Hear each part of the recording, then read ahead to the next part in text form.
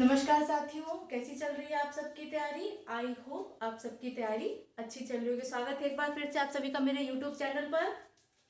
तो देखिए दोस्तों, कल मैंने एक सेगमेंट शुरू किया था आरओ एआरओ की प्रिपरेशन को लेके। मैंने बोला था कि सेगमेंट वाइज हर सब्जेक्ट के ऊपर मैं एक वीडियो लाऊंगी।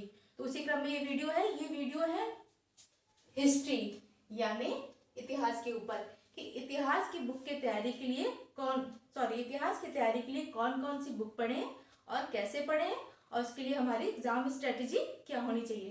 तो आइए चर्चा शुरू करते हैं।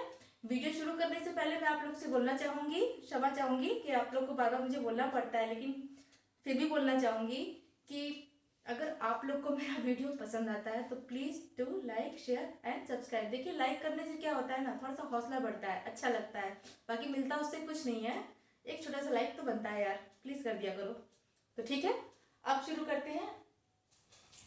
कल मैंने बात की थी आरओ एआरओ 2022-23 की वैकेंसी के ऊपर, जो कि जल्दी आने वाली है।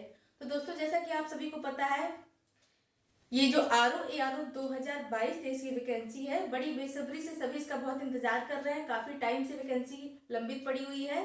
अध्याचन जैसे कि आपको पता आयोग को मिल चुका है, लेकिन कुछ विसंगतियों के कारण अभी ये विज्ञापन नहीं आ रहा है। तो पूरी उम्मीद है कि अब तो दिसंबर में आने से रहा, अब नेक्स्ट ईयर ही इसका विज्ञापन आएगा। लेकिन विज्ञापन जब भी आए, कभी इस सोच में नहीं पड़ना है कि विज्ञापन कब आएगा कब नहीं आएगा। सोचते सोचते समय निकल जाएगा, क्योंकि जैसे ही विज्ञापन आया, मैं आपसे पहले भी बोल चुकी हूँ, 1.5 से 2 महीने से ज्यादा का समय आपको नहीं मिलेगा। तो ये सब सोच के अपना समय बर्बाद ना करिए। तो चलिए बात करते हैं। जैसे कि संक्षेप में आपको मैं थोड़ा सा बता दूं कि आरओ एआरओ का जो एग्जाम है, जो कि नए छात्र हैं जिनको नहीं पता होगा, तो कितने नंबर का होता है, तो संक्षेप में इस पर भी चर्चा कर लेते हैं। इसमें 2 पेपर होते हैं। पहला पेपर जो होता है वो होता है जीएस का, और जो दूसरा पेपर होता है वो होता है हिंदी का। ठीक है, तो जीएस की बात करें, इसमें आते हैं टोटल 140 क्वेश्चन, जो कि 1-1 नंबर के होते हैं। हिंदी की बात करें तो इसमें आते हैं टोटल 60 क्वेश्चन। अब इन दोनों को जोड़ के कितना हुआ, टोटल 200 मार्क्स। और इन्हीं दोनों पेपर को जोड़ने के बाद इसी पे मेरिट बनती है प्रीलिम्स की, और उसके बाद प्रीलिम्स जब आप क्वालिफाई करते हैं तब आप मेंस के लिए एग्जाम देते हैं। ठीक, ये तो हो गई शॉर्ट में बात। अब एक बात और है, स्ट्रेटेजी इसलिए और थोड़ी सी आपको तगड़ी बनानी होगी, क्योंकि पहले जो एग्जाम होता था इसका, इसमें माइनस मार्किंग नहीं होती थी, लेकिन विगत वर्ष के जब एग्जाम हुआ है उसमें 1/3 की माइनस मार्किंग शुरू हो गई है। ठीक है, 1/3 का मतलब 3 गलत प्रश्न करने पर आपका जो एक सही प्रश्न होगा उसके उत्तर जो होंगे उसको काट के उसका एक क्वेश्चन का जो अंक होता है वो काट लिया जाएगा। समझ में आ गया आपको। तो चलिए, ये तो बात हुई इसकी। अब बात करते हैं कि हमको टारगेट कितने का लेके चलना चाहिए। तो देखिए, मैं सीधे जनरल वालों पे आके बात करूंगी। जनरल से ऊपर तो कट ऑफ किसी की नहीं जाती है। ठीक है, तो कट ऑफ की अगर हम बात करें तो हमेशा आपको टारगेट कितना का लेके चलना है। 140 से ज्यादा कट ऑफ कभी जाएगी नहीं। आपको हमेशा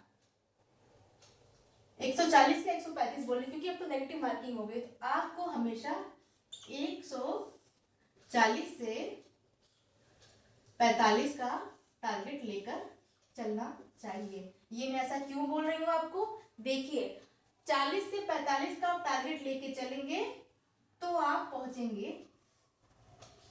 130 से 35 के आसपास। अगर जिस दिन आपने सोच लिया कि मुझे सिर्फ 130 नंबर लाना है, तो 130 का टारगेट लेके चलते हैं आप, उसी दिन आप इस एग्जाम से बाहर हो जाएंगे। कटु सत्य है, लेकिन मैं आपको बता रही हूँ। इसलिए कभी भी टारगेट जितनी आपकी कट ऑफ जाती उतने को लेकर ना जाए। हमेशा 10 नंबर 15 नंबर बढ़ा के ले, क्योंकि नेगेटिव मार्किंग है। गलती ऐसा कोई इंसान नहीं जिससे गलती ना होती हो, कम होती हो, लेकिन गलती सबसे होती है। तो हमेशा अगर आपको 130 नंबर लाना है तो अपना टारगेट 140 से 45 के बीच का लेके चलिए। 45 नंबर के कितना भी गलत होगा, 15 क्वेश्चन तो गलत होंगे, आप कितने भी तेज हो, तब भी 130 से कम नंबर आपका नहीं आएगा। और मैं आपको बता दूं कि नेगेटिव मार्किंग के उपरांत 130 या 135 से ऊपर कट ऑफ कतई ही नहीं जाने वाली है। ठीक है, ये संक्षेप में बात हो गई। अब बात करते हैं, कल हमने करंट अफेयर के सेक्शन में बात की थी, आज हम बात करेंगे इतिहास के ऊपर, हिस्ट्री, जिसका भी अपना एक महत्वपूर्ण स्थान है। विगत वर्षों के प्रश्नों को उठा के देखें तो 10 से 15 क्वेश्चन हिस्ट्री से आते हैं। समझ में आ गया आप सभी को। और इतिहास, इतिहास में हमको क्या पढ़ना है? इतिहास की बात करें तो 3 पार्ट होते हैं इसके, प्राचीन भारत का इतिहास, मध्यकालीन भारत का इतिहास, आधुनिक भारत का इतिहास। ठीक है, तो प्राचीन भारत का इतिहास की बात करें तो इससे पहले तो क्वेश्चन थोड़े बहुत ज्यादा आते नहीं थे, लेकिन बीते 2-3 साल का जो ट्रेंड देखा गया है इससे भी काफी हद तक क्वेश्चन पूछे जाने लगे हैं।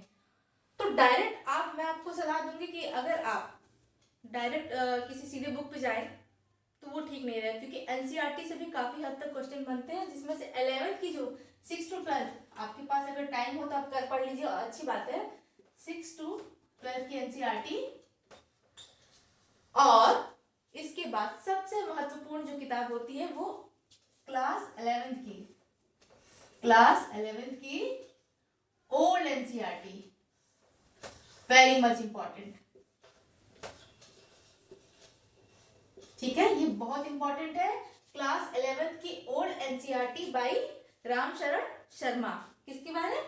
रामशरण शर्मा। इसको आपने पढ़ लेना है, इसको जरूर पढ़िएगा। अगर ये पढ़ लेते हैं तो आपका जो एनसीईआरटी का बेस है वो मजबूत हो जाएगा। मैं तो कहूंगी पूरी तरह से आपकी जो एंशिएंट हिस्ट्री है वो तैयार हो जाएगी। तो ये हो गई रामचरण शर्मा की बात। ठीक, अब दूसरी बुक की बात भी आते हैं। एक दूसरी बुक है जिसे आप पढ़ना है, क्योंकि यूपीपीसीएस का एग्जाम देख लीजिए, एक किसी किताब को प्रेफर नहीं किया जाता, क्योंकि कई किताबों से पूछते हैं। एसके पांडे की किताब आती है, एसके पांडे की किताब, और इसके साथ साथ आपको लेके क्या चलना है? घटना चक्र। क्या लेके चलना है? घटना चक्र। घटना चक्र में क्या होता है ना, जो विगत वर्ष के प्रश्न होते हैं ये उनका संकलन होती है। अध्यायवार आपको उसमें दिया रहता है और हर क्वेश्चन के नीचे उसका सोल्यूशन दिया रहता है, तो आप उसको भी सॉल्व करते रहिए। जैसे आपने 1 चैप्टर 2 चैप्टर तैयार कर लिया, पढ़ लिया, आपको लगा कि मेरा अच्छे से तैयार हो गया है, फिर उसके बाद आप घटना चक्र उठाइए और उससे जो विगत वर्ष में प्रश्न पूछे गए उसको सॉल्व करिए, तो काफी हद तक जो आपकी जो तैयारी है वो हो जाएगी। ठीक, तो ये बात हो गई एंशिएंट हिस्ट्री। अब दूसरे सेगमेंट पे हम आते हैं। दूसरा सेगमेंट है मध्यकालीन भारत का इतिहास। इसके लिए one and only Satish Chandra की बुक मैं आपको प्रेफर करूंगी। एंड वंस अगेन घटना चक्र, इसमें भी वही करना है आपको, क्योंकि इससे काफी क्वेश्चन पूछे जाते हैं। मतलब कोई भी सेगमेंट ऐसा नहीं जो इंपॉर्टेंट नहीं। देखिए, सिलेक्शन लेना है तो आप ये कह रहे हैं इससे 4 क्वेश्चन आते हैं, इससे 5 क्वेश्चन को स्किप कर दो, मैं आपको कभी सलाह नहीं दूंगी। एक एक नंबर बहुत मायने रखता है, वो भी जब नेगेटिव मार्किंग हो जाए। इसलिए किसी भी सेगमेंट को मत छोड़िए, किसी भी सेगमेंट को। ये आयोग है, कब क्वेश्चन कहाँ से बढ़ा दे कहाँ से घटा दे कोई नहीं जानता है। हम सिर्फ अनुमान ही लगा सकते हैं, हम गारंटी नहीं दे सकते कि नहीं इससे जो क्वेश्चन आएंगे, इससे नहीं आएंगे, इससे कम आएंगे। इन चक्करों मत पड़िए, इसलिए अपने सारे सेगमेंट को मजबूत लेकर चलिए। ठीक है, सतीश चंद्रा और उसके बाद घटना चक्र, जैसा कि मैंने आपको पहले बताया था। अब बात करते हैं आधुनिक भारत का इतिहास। बहुत महत्वपूर्ण सेक्शन है, इससे काफी क्वेश्चन पूछे जाते हैं। इन दोनों से ज्यादा इससे क्वेश्चन पूछे जाते हैं, लेकिन ये दोनों भी उतने ही महत्वपूर्ण है, उसकी बिल्कुल मत करिएगा। तो आधुनिक भारत का इतिहास के लिए सिर्फ और सिर्फ एक बुक मैं आपको कहूंगी, राजीव अहिर द्वारा लिखित स्पेक्ट्रम। राजीव अहिर द्वारा लिखी हुई स्पेक्ट्रम। कुछ लोग बिपिन चंद्रा को भी कहते हैं, लेकिन मेरे ख्याल से ये ज्यादा सही रहेगी आपके लिए। और भारतीय स्वतंत्रता संग्राम का इतिहास जो रहा है उसके बाद 1947 के बाद का, तो उसके लिए अगर आपको पढ़ना है तो उसके लिए मैं आपको कहूंगी आप पढ़िए बिपिन चंद्रा को।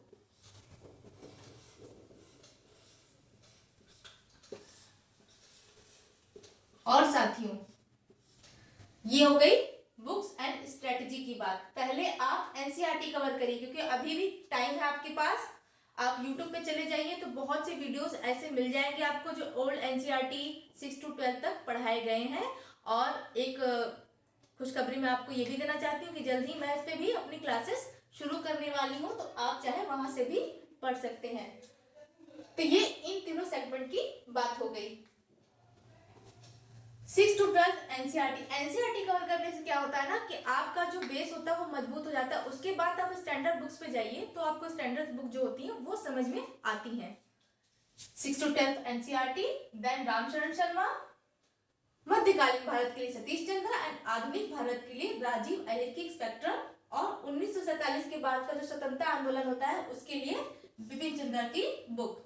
इससे ज्यादा आपको कुछ कहीं से नहीं पढ़ना है, लेकिन घटना चक्र को साथ में लेते चलिएगा। जब आपको लगे कि मेरा ये चैप्टर तैयार हो गया है, मुझे अच्छी तरह समझ में आ गया, तो घटना चक्र को लेकर जरूर सॉल्व करते रहिए, आपको बहुत मदद करेगा। और ये सारा प्रोसेस कंप्लीट होने के बाद टेस्ट सीरीज, अगर आपके सारे सेगमेंट, मैं सिर्फ इतिहास की बात नहीं कर रही हूँ, आगे के जो विषय होंगे उन पे भी मैं चर्चा करूंगी, उन पे भी मेरे वीडियोस आएंगे। जब आपके सारे सब्जेक्ट जीएस और हिंदी आपके तैयार हो जाए तो एग्जाम के 1 से 1.5 महीने पहले खूब सारे टेस्ट सीरीज दीजिए। टेस्ट सीरीज देना बहुत डायरेक्ट आप पढ़ के अगर एग्जाम हॉल में जाते हैं ना तो ठीक नहीं होता है। टेस्ट सीरीज देने का फायदा क्या होता है? टेस्ट सीरीज देने का फायदा ये होता है कि आप स्वयं अपना आकलन कर लेते हैं। और मैं आपसे कहूंगी कि ऑनलाइन से ज्यादा आप ऑफलाइन टेस्ट सीरीज को प्रीफर करिए। अब पूछिए क्यों? क्योंकि आप जब ऑफलाइन टेस्ट सीरीज देने जाते हैं 3 घंटे आप बैठते हैं हॉल में, एग्जाम हॉल में, ठीक है, एक माहौल मिलता है आपको, एक प्रैक्टिस होती है आपको कि 3 घंटा मुझे हिलना नहीं है, किसी से बोलना नहीं है, किसी से बात नहीं करना है, उसके बाद मुझे एग्जाम पेपर सॉल्व करना है। कितने अभ्यर्थी तो ऐसे होते हैं जो एग्जाम सही करते हैं, सब कुछ तैयारी, सब वो जो बुकलेट आती है ना आंसर की, उसको गलत भर के चले आते हैं। कितने तो उससे बात होती है। ये सब प्रैक्टिस, छोटी छोटी चीजें जो आपकी तैयार हो जाती हैं, फिर से स्वयं का आपका आकलन होता है कि आप कहाँ पर कमजोर पड़ रहे हैं, आपका कौन सा सेक्शन तैयार है, कौन सा सेक्शन नहीं तैयार है, इससे आप स्वयं का आकलन कर लेते हैं। तो बस आज की वीडियो के लिए इतना ही।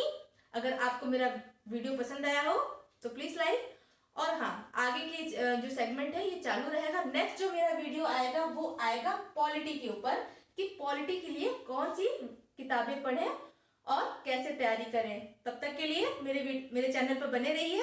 धन्यवाद, शुभकामनाएं आप सभी को। थैंक यू, जय हिंद।